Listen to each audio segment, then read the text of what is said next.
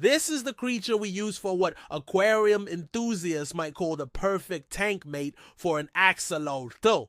Hello, I'm Shafik, and I'm on a quest to uncover all of the secrets that the underwater world has hidden beneath the surface. And one of those secrets pertains to axolotls, or as they're known in the aquarium community, Mexican walking fish. It means the same. And of course, as a certified aquarium aficionado, I've done my fair bit of fish keeping, right? Just off the top of my head, I've kept bettas, goldfish, and I think from that I've learned quite a bit about aquatic ecosystems. So I know what I'm talking about.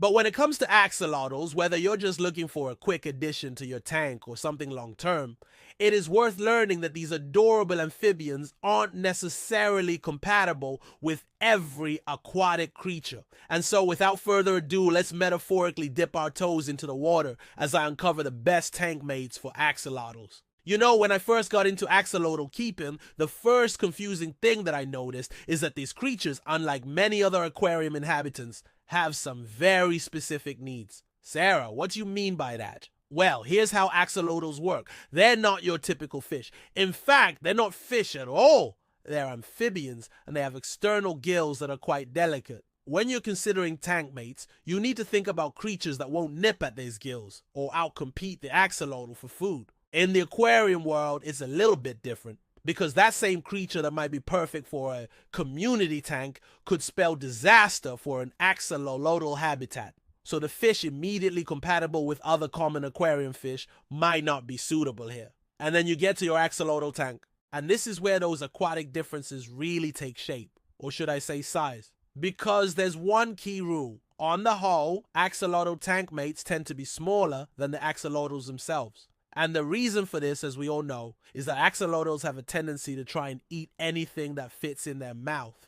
But it's also because axolotls are slow movers, and so we just sort of need to ensure they're not stressed by faster, more agile tank mates. A tiny axolotl tank was where I first tried keeping some small tetras with my axolotl, and they were darting around the tank about the size of the studio, which surprisingly, given that I'm often dubbed the finest axolotl whisperer in the neighborhood, is not that big. And at the best of times, I don't like seeing stressed aquatic creatures, so having fast-moving fish zipping around my slow, gentle axolotl was the second most horrifying experience of my life. And I know what you're thinking. Ooh, Sarah, what was the first? Realizing I'd overfed my first axolotl and caused it to become impacted. But the next time I set up an axolotl tank, I sure did have a chuckle. At least I think I did. I couldn't hear myself because I was too busy admiring the perfect harmony of my well-planned aquatic ecosystem. You see, axolotl-compatible tank mates, like the perfect aquarium setup or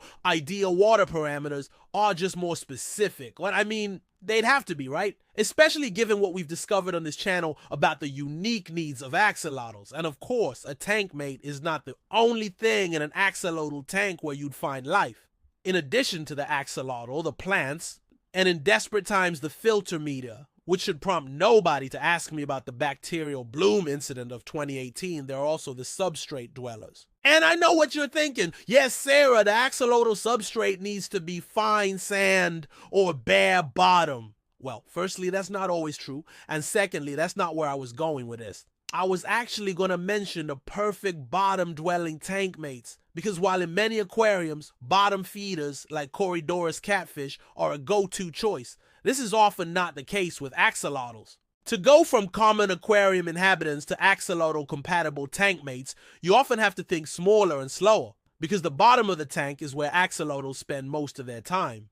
There's one thing to remember: getting it right can lead to a beautifully balanced ecosystem, but getting it wrong could lead to stressed axolotls or worse. In fact, I do have footage of a perfect axolotl tank setup, but I can't show it on here because I get hundreds of requests for advice and an equal number of axolotl keeper applications, so just take my word for it. Aquatic plants are of course found in many places and through much of our aquarium setups, but never more do I need them than when I'm keeping axolotl. So because of this, it is worth remembering some of the key differences between regular aquarium plants and axolotl-safe plants. Don't take my word for it. Instead, listen to me from last year. It was once said by me in just a second from now that you can tell a lot about an aquarium by the health of its plants.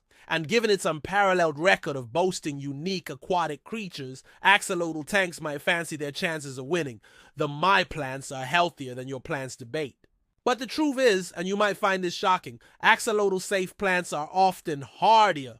You can't talk about aquatic plants without talking about roots. Roots are the underground parts of plants that keep them anchored and nourished.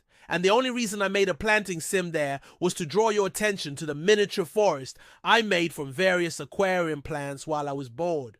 Anyway, there are several key differences in this department. In axolotl tanks, the plants need to have strong roots or be floating plants. This makes them sturdier and impossible for axolotls to uproot.